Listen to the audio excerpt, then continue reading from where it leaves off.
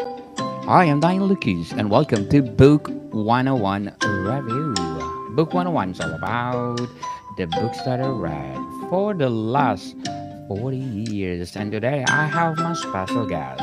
He's the author of the book Who's in Change of My Mind.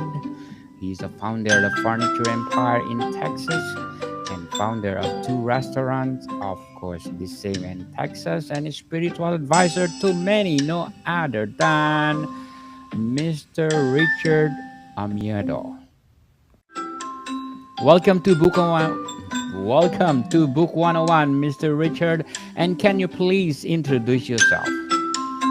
Yes, my name is Richard Ahmed, and I'm the author with the great Jaster of Who's in Charge of My Mind.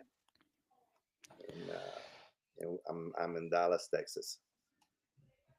Thank you for sharing your talents to the world, Mr. Richard. And what inspired you to become an author? I didn't hear what you said. What did you say? What inspired you to become an author? Well, I realized the my problems with life and learning to develop happiness were the result of me really seeing how ignorant I was at the age of 37. And I decided to share that development with other people so they didn't have to suffer for as long as I did. Yes. So, what is the writing process of Who's in Change of My Mind? Well, it's not so much the writing process of the book is is this is the story about my development. It's not an autobiography. It is a description of the way that I needed to develop to arrive to where I am today, which is a state of peacefulness, serenity, and happiness most of the time. So, what challenges have you faced in your in writing? Who's in charge of my mind?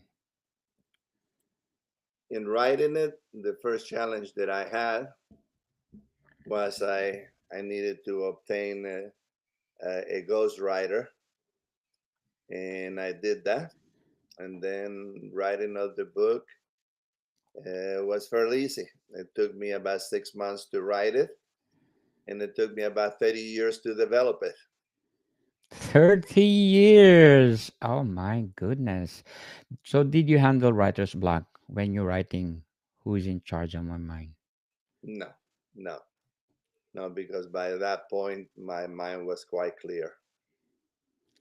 So, my real question is who is in charge of your mind? Well, the best way that I can describe that, for instance, Daniel, do you worry? Not all the time. But do you worry sometimes? Yes, sometimes. Okay, when you worry in those times, did you tell your mind that you wanted to worry at that moment, or did it come to you? It come to me to Okay, be so if worried. it came to you, you were not in charge of your mind, right? Yes. Okay, and when you go to sleep, do you go to sleep in a minute? Yes. Okay, so when you do go to sleep, it's just you fall asleep immediately, right? Definitely. Okay, well, some people do not. I used to not. Sometimes it could take me a long time before I could go to sleep because my mind was running so fast.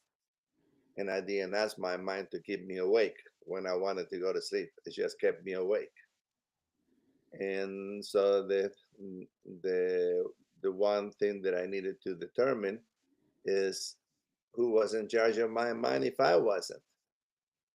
And I came to see that when my the messages about worrying, about being stressed, or this or that or whatever that were negative, there were not things that I was thinking about. There were things that came to me.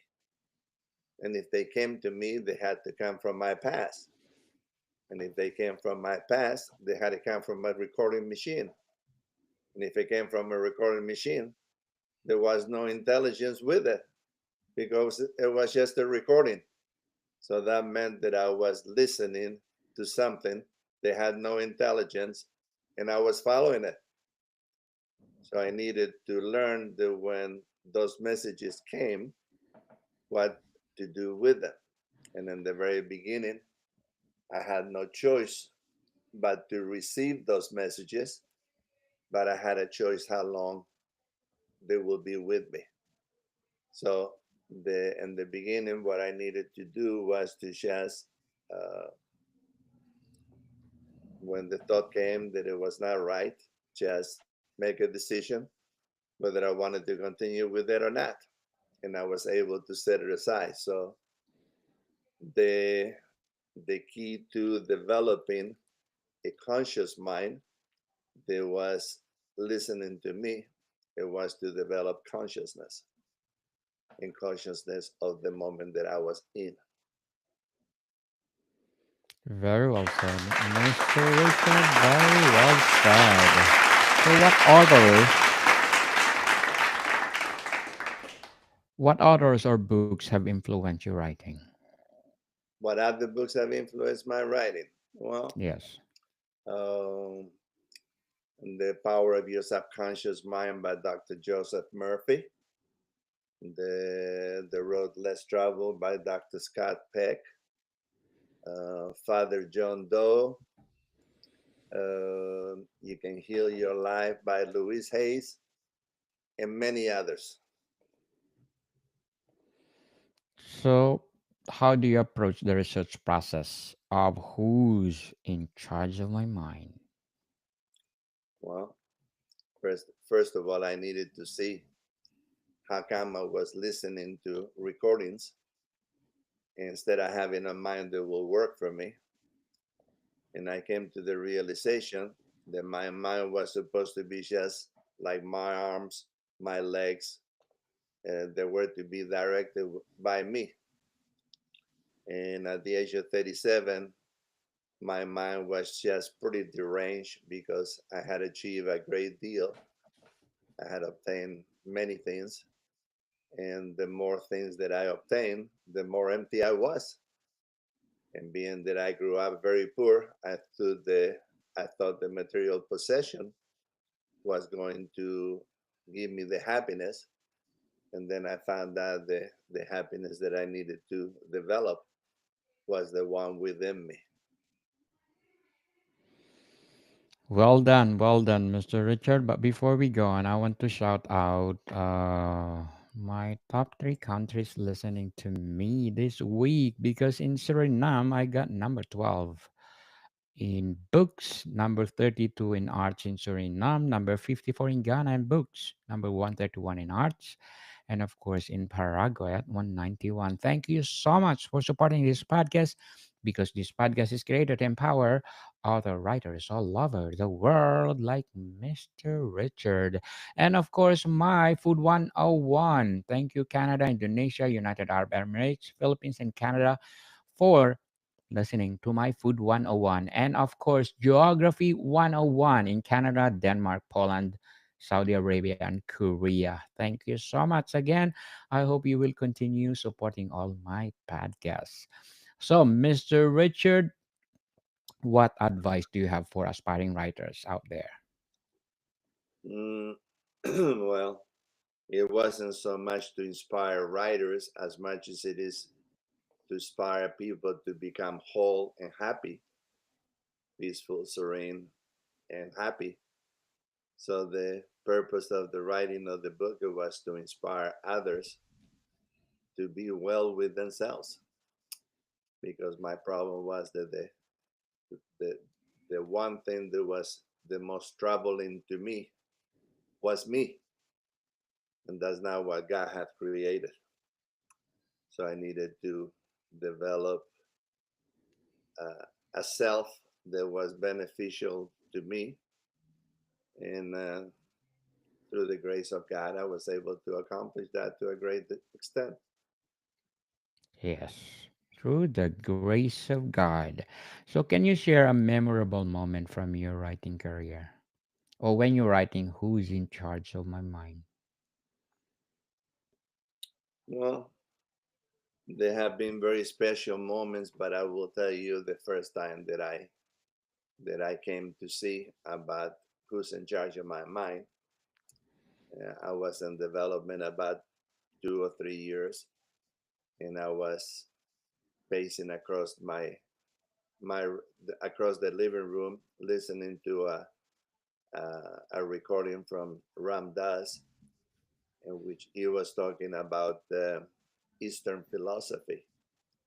And one of the things that he was saying that is stated in Eastern philosophy is that thinking mind is a wonderful servant or a horrible master. And when I heard that, it stopped me on my tracks, and I went, "You mean to tell me that my mind is supposed to be working for me? And my mind has been trying to kill me now for years because my mind never gave me peace or serenity. It just gave me crap from my past." And when I saw that, is when I began to understand that I needed to befriend my mind, because I was treating my mind like an enemy because it was at that time. But that's because society never taught me to use my mind. Very well said, Mr. Richard. So, how do you balance your writing with the other aspects of your life? Well, the main thing that I do in life today is just share with whoever I come across better ways to live. And so for me, it's not about writing, even though that I'm continuing to write with Jay Jaster. Uh, I would say the main thing that I do in life is be happy for the person that I have become and see how many people, other people, I can help to get there. Yes, for sure. So, what are some themes or topics that you are passionate about exploring in your writing? Mm, well, the one thing that I have established is, like I mentioned earlier, that I don't want anybody to suffer unnecessarily as much as I did due to my ignorance. And I will say the greatest enemy of happiness and peace and serenity is actually only one, which is ignorance. And I was a very intelligent person, and yet I was extremely ignorant of how to live life. So then, what I do is, as I share with people how they can get to live a good life with themselves and those who surround them. So, Mr. Richard, what are your some of your goals or aspirations as a writer? As a human being, my biggest aspiration is to help as many people as I can to develop themselves, because actually one of the foundations that we're creating is one that will teach children how to use their minds instead of teaching them to use their minds to get things and be empty. So it needs to be a complete deal. And if their mind is not being bothered by the things that I used to be bothered with, they can grow up and become useful human beings to themselves and to others. So my goal is to help others. To empower others, to help others is the main goal, Mr. Richard. So, how Hmm. do you approach writing in different genres or audiences? Uh, I have learned a great deal in over 35 years, and when I want to write something, all I do is just focus my attention on whatever it is that I want to write, and I start with it. It's not a big deal because my my writings are not based on something that I'm making up. My writings are based on truth, and if I'm being truthful, I don't need to think how I had to say it. All I got to do is tell the truth. The truth will set you free, as they said. What is something you wish? Yes. So, what is something you wish you had known when you first started writing? Mm, The one thing that I found out when I didn't know how to live was that somebody would have showed me how to live. So my problem was not writing, my problem was living. I needed to learn to live. And that's one thing that is not taught here or anywhere to the best of my knowledge. And by the way, the statement that you made, the way that I know it to be is know the truth, and the truth will set you free. Yes, totally agree. So, what do you hope your books will be remembered or appreciated by future generations? Well, the book that has been written is not about anything else other than to help people develop their own pathway to evolvement, because it is not a reading book, it is more of a textbook, which is to say is something to be read and study and practice. Study and practice and uh, implement it to your daily life, as the book will say. So, who is your target audience for this book? Who is in charge of my mind? Anybody who's breathing, if you're breathing, That's if you're breathing, you can use this book. yes. For most are self help, probably. Huh? So, what self help book Well, categories? actually, the best way for me to help myself was Yes. to get somebody to guide me into how to help myself. Because if I would have known how to live, I will not have waited until I was 37. And I have a friend that is waiting still to develop how to live, and he's 87 already. So, Mhm. uh, wisdom does not come with age, wisdom comes with learning. And the best way to learn is from someone who's ahead of me. Definitely. I agree. As they said, you can buy book but not wisdom, as they said. So, what is your revision process for refining who is in charge of my mind? The only thing that it is required for me to refine my life is just remain conscious of what is going on within me and around me. And that's not a process that takes up all of my time. It's just actually it's almost a pleasure.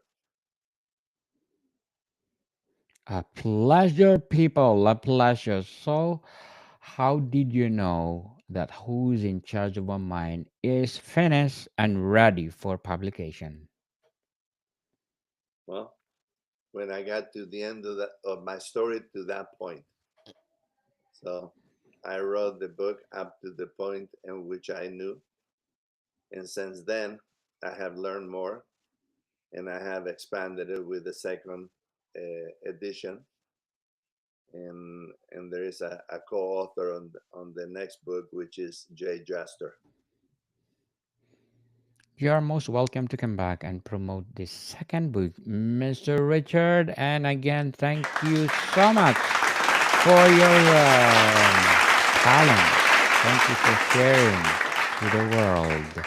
So, Mr. Richard, can you please invite our listeners to support who's in charge of our mind? Well, you can find Who's in Charge of My Mind on Amazon. We also have a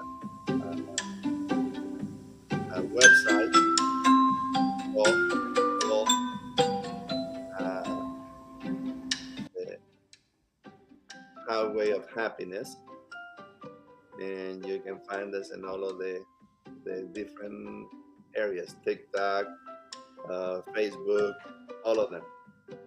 and also if you go to the site, you can get the first three chapters of the book for free just by signing up, and we will send them to you free of charge.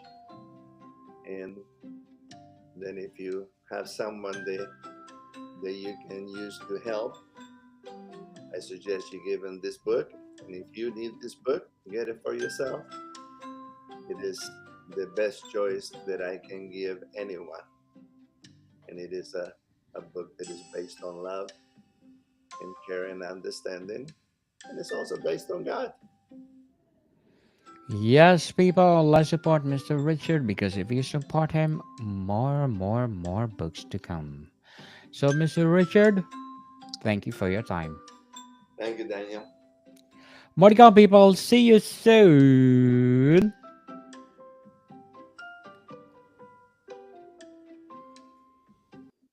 Again, thank you, Mr. Richard, and my apologies. You are most welcome to come back and promote your second